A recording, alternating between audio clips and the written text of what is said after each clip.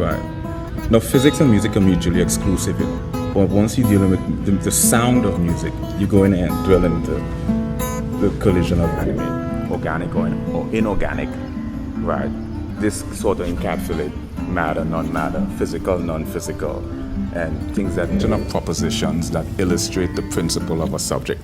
You hear that theoretical evidence. What theoretical means being able to write and compose music, understanding the physics of music is inevitable.